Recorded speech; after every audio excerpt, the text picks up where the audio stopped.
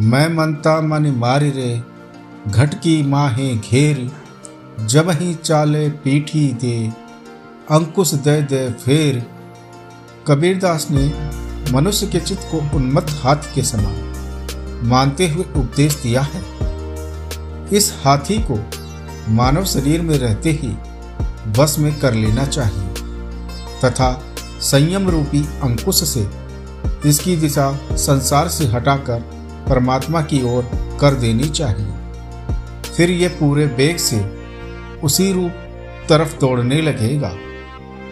कबीरदास समझाते हुए कहते हैं कि चित्त वृत्तियों को भगवान की तरफ मोड़ने के लिए अनवरत प्रयास करना चाहिए। कबीर तुरा पड़ाड़ियां चाबक लिया हाथी, दिवस थका सोई मिलो, पीछे पड़ी है रति। कबीर का इस दोहे में शरीर मन के घोड़े और जीने के रूप में बताते हुए उसे संयम के चाबुक से वश में करने का संकेत देते हैं। ऐसा पुरुष जिसका शरीर व मन वश में होता है वह साप अर्थात मृत्यु से पहले ही ईश्वर को प्राप्त कर लेता है। कबीरदास जी इसी में समझाते हुए कहते हैं, संयम द्वारा मानव जीवन के लक्ष्य को इसी जीवन में उपलब्ध करा सकता है। मन मनोरथ छाणिए, तेरा किया न होए, पानी में घीव निकसे, तो रूखा खाए न कोय। कबीरदास जी कहते हैं कि मनोरथों का त्याग करना ही बुद्धिमत है, क्योंकि चाहने मात्र से ही मनोरथ पूरे नहीं होते। क्योंकि यदि चाहने से ही सबके मनोरथ पूर्ण होते तो अर्थात पानी से घी निकलता ही तो रूखी रोटी खाने को कोई पसंद क्यों करता। कबीरदास समझाते हुए कहते हैं, मनोरथों से भरा मन ईश्वर संबंधी विषयों के प्रति नहीं लगता है, अतः मनोरथों के त्याग कर देना चाहिए। उसके त्याग करने के पश्चात ही परमात्मा मिलता है। एक दिन ऐसा होइएगा, सब सू पड़े बिछोए, राजा रानिया छत्रपति, सावधान किन होए। संत कबीरदास जी कहते हैं कि जीवन की अंतिम सच्चाई मृत्यु है। मृत्यु के समय इष्ट मित्र संबंधी सभी से विदा होना ही पड़ता है। शासन के मद में राजा व छत्रधारी इस सच्चाई के प्रति कभी सचेत हो ही नहीं पाते। यदि वे मृत्यु के धन को याद करते तो उनका भी कल्याण हो गया होता, अर्थात वह भोग व विलासिता के फंदे में कभी नहीं पड़ते। कबीरदास इसी सार में समझाते हुए कहते हैं कि मृत्यु का सदैव स्मरण रखना चाहिए और उसको स्मरण रखते हुए जीवन का कल्याण पथ सदैव अग्रसर रखना चाहिए।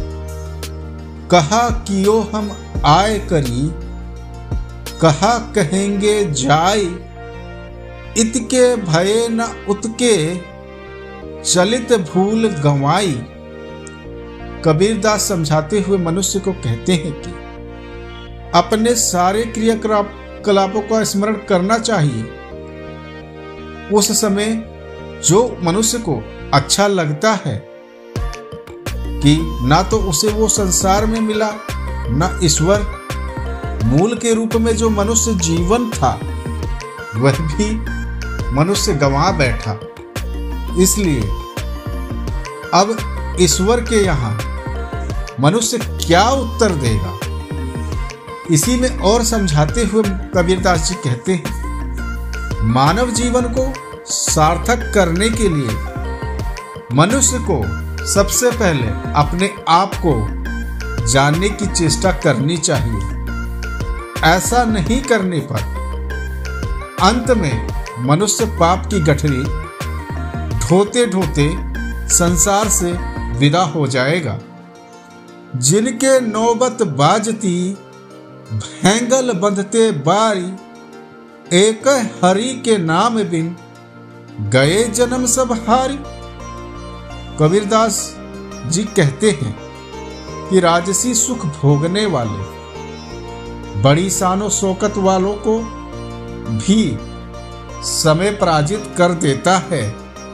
काल चक्र के सामने उन्हें परास्त होना ही पड़ता है, क्योंकि उन्होंने जीवन का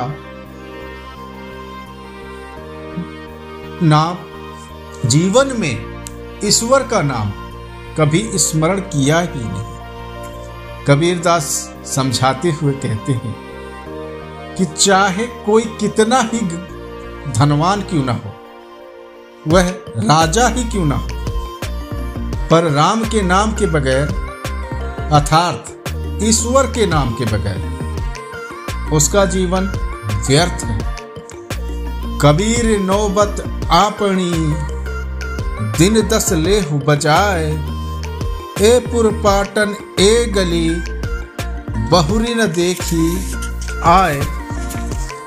कबीरदास जी समझाते हुए मनुष्य कहते हैं कि तुम्हारे द्वार पर नौबत बज रही, नौबत का मतलब वाद्य यंत्र, पर वह 10 दिन के लिए है।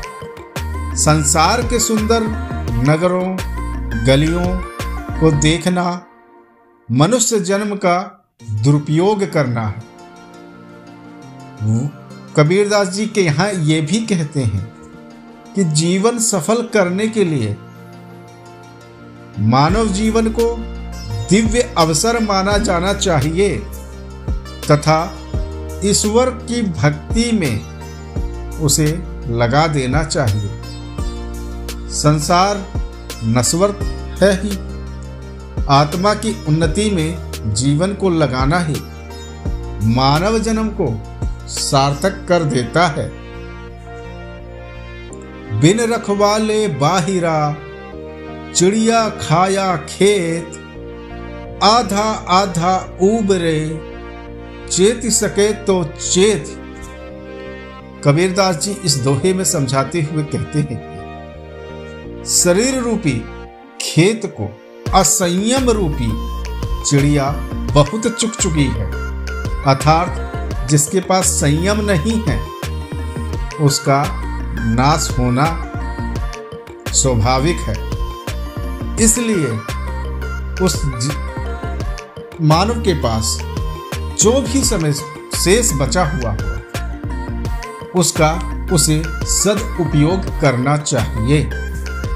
खेत की रक्षा काम क्रोध रूपी चिड़ियों से करना अनिवार्य ही है, तभी उनकी साधना सफल हो सकेगी। कबीरदास जी आगे कहते हैं कि जीवन में मनुष्य को अपने आत्मिक उद्देश्य के प्रति सदैव सजग रहना चाहिए और उसके साथ ही प्रयासरत भी रहना चाहिए। जो समय खराब हो गया है उसकी चिंता छोड़कर शेष समय अथवा जो बचा हुआ जीवन है उसको संवारना चाहिए। कबीर कहा गर बियो काल कहे कर केस, ना जाने कहाँ मारसी कै धरी के परदेश। कबीरदास जी यहाँ मनुष्य को समझाते हुए कहते हैं कि मनुष्य को गर्व अथवा अर्थात अहंकार के वश में नहीं होना चाहिए, क्योंकि धन वैभव आदि सांसारिक वस्तुओं के बावजूद मनुष्य काल के बस में ही तो है और एक दिन वह 10 देश प्रदेश किसी भी जगह मृत्यु को प्राप्त हो सकता है। कबीरदास जी के अनुसार समय से बड़ा कोई भी व्यक्ति नहीं है। इसलिए स्वयं को बड़ा मानने के बजाय मृत्यु को सदा ध्यान में रखना चाहिए। मृत्यु को अगर सदा ध्यान में रखेंगे तो आपसे गलतियां कम होंगी। ना नहका तो चित दे, महंगे मोल बिकाए, गाहक राजा राम है और न नेड़ा आए। कबीरदास जी यहाँ मनुष्य को समझाते हुए कहते हैं कि व्यापार आदि सांसारिक कार्यों में अधिक मन लगाने से कोई लाभ नहीं होता है, क्योंकि इसका लाभ हानि तो उस ईश्वर के हाथ में है, किसी अन्य के नहीं। ईश्वर में ध्यान लगाने से उसका पूरा लाभ जरूर मिलता है। कबीरदास जी ईश्वर की साधना आराधना को ही जीवन में प्राथमिकता देने की बात करते हुए कहते हैं कि उसी में मनुष्य को अपना पूरा मन लगाना चाहिए। कबीर केवल राम की, तू जिन छाड़े ओट, घड़ अहिरन बिच लोहो, ज्यूं घड़ी सहे सिर चोट। कबीरदास जी राम कहते हैं कि राम नाम की ओट लेने की सलाह दे रहे हैं कि यही काल की चोट से भी आपको सुरक्षित रखने वाली है। वह सचेत भी कर रहे हैं कि राम नाम की इस ओट को छोड़ देने पर बड़ी दुर्गति हो सकती है। इस दुर्गति की तुलना स्वयं कबीरदास ने लोहे से की है, जिसे आग की भट्टी में गर्म करके लगातार घन की चोटें मारी जाती हैं। कबीरदास जी आगे कहते हैं कि ईश्वर का नाम ऐसी ओट है जिसके जरिए मृत्यु के भय से छुटकारा मिलता है और लोक परलोक में होने वाले कष्टों से बचा जा सकता है। मैं बड़ी बलाई है, सके तो निकसो भाज, कब लागी राखो है सखी, रुई लपेट आगी। कबीरदास जी कहते हैं कि मनुष्य का मैं अर्थात मैं अहंकार बहुत बड़ी बात है और यह बहुत बड़ी बला भी है।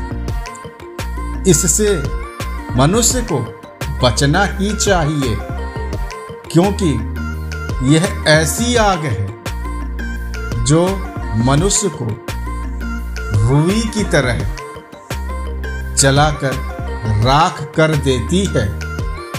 इसे अपने भीतर से निकाल कर बाहर करने में ही कल्याण है। कुछ लोग तो मैं ज्यादा करते हैं कि मैं ही सब कुछ हूँ, मैं बहुत कुछ कर सकता हूँ। उन लोगों को ये सलाह दी है कबीरदास जी ने, अगर वह ज्यादा मैं करेंगे तो उनका नाश होना निश्चित है। और कबीरदास जी इसी में कहते हैं, मनुष्य के पतन पराभव एवं पराजय का कारण अहंकार है। यह लौकिक व पारलौकिक उन्नति में भी सबसे बड़ी बाधा है। कबीर माला मन की और संसारी भेष, माला परहा हरि मिलो तो अरहट के गल देख। कबीरदास जी यह संदेश देते हुए कहते हैं, केवल माला फेरने से ईश्वर की प्राप्ति नहीं होती है और ना ही उसके दर्शन हो सकते हैं, क्योंकि यदि ऐसा होता तो कुएं की रहट की ओर देखो। जो कुएं की रहट मतलब जो रस्सी होती है उसकी, जो माला के समान नजर आती है, उसको भी ईश्वर के दर्शन हो जाते। रहट का मतलब अर्थात जो उस पर लगा रस्सी लगा के चलाते हैं वो होता है, शायद कंफर्म नहीं पता है, लेकिन फिर भी जो भी है।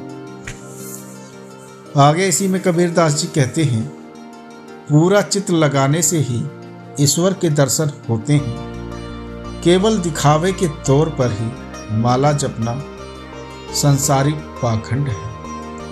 अगर यह वीडियो आपको पसंद आई हो तो वीडियो को लाइक जरूर करें और चैनल को सब्सक्राइब भी जरूर करें, जिससे इसी तरह की ज्ञानपूर्वक बातें, कबीरदास के दोहे इत्यादि का, रहीमदास के दोहे और भी बहुत ज्ञानपरक चीज़ों का